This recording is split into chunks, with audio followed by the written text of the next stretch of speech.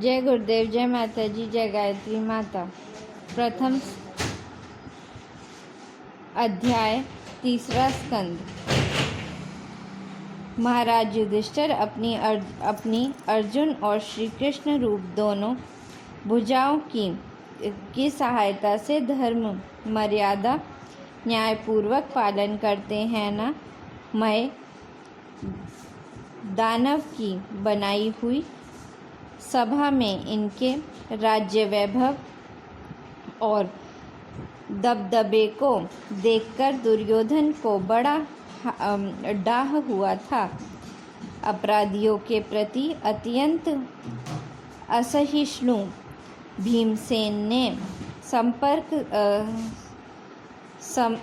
सर्प के समान दीर्घकालीन क्रोध को छोड़ दिया है क्या? जब वे गदा युद्ध में तरह तरह के पैतरे बदलते थे, तब उनके पैरों की धमक से धरती डोलने लगती थी। जिनके बाणों के जाल से छिपकर किरात वेशधारी अतएव किसी की पहचान में न आने वाले भगवान शंकर प्रसन्न हो गए थे। वे रथ और युद्धपतियों का सुयश बढ़ाने वाले गांडीवधारी अर्जुन तो प्रसन्न है ना। अब तो उनके सभी शत्रु शांत हो चुके होंगे। पालक जिस प्रकार नेत्रों की रक्षा करते हैं, उसी प्रकार कुंती के पुत्र युधिष्ठिर आदि जिनकी सर्वदा संभाल रखते हैं, और कुंती ने ही जिनका लालन पालन किया है, वे माद्री के यमज पुत्र नकुल, सहदेव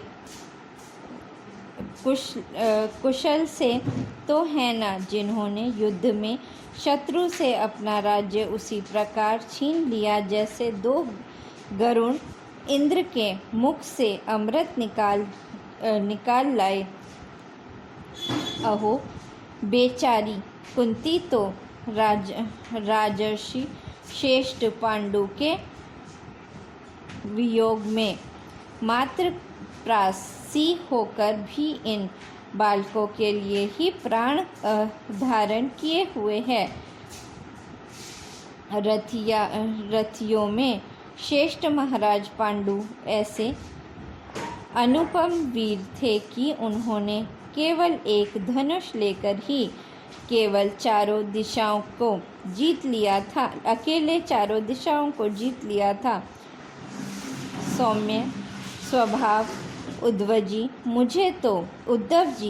मुझे तो अधपतन की ओर जाने वाले उन धृतराष्ट्र के लिए बार बार शोक होता है, जिन्होंने पांडवों के रूप में अपने परलोकवासी भाई पांडु से ही द्रोह किया तथा अपने पुत्र की हाँ में हाँ मिलाकर अपने हित चिंतक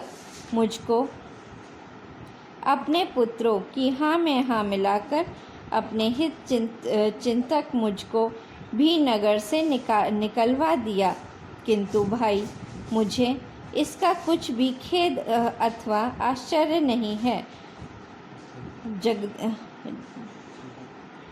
जगद्विघात भगवान श्री कृष्ण ही मनुष्यों की सी लीलाएं करके लोगों की मनोवृत्तियों को भ्रमित कर देते हैं। मैं तो उन्हीं की कृपा से उनकी महिमा को देखता हुआ दूसरों की दृष्टि से दूर रहकर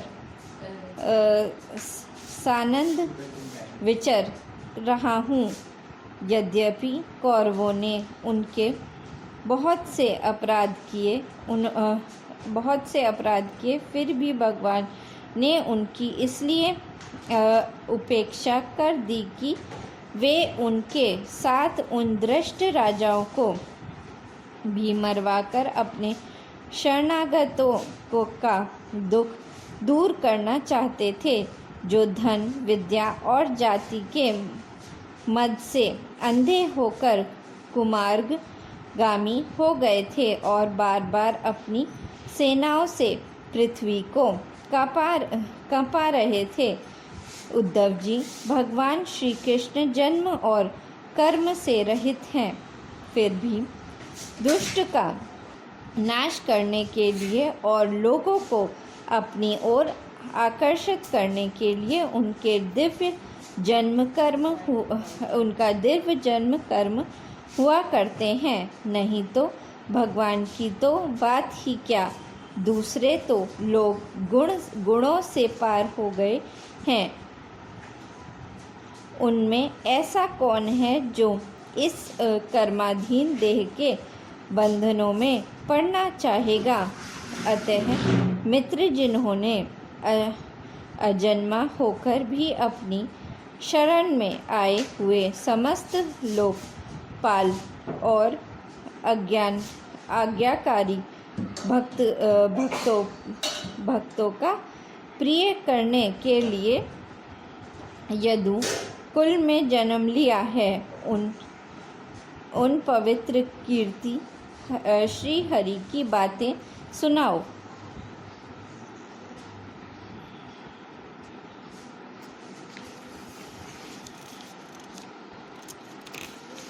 जय गुरुदेव, जय माता जी, जय गायत्री माता।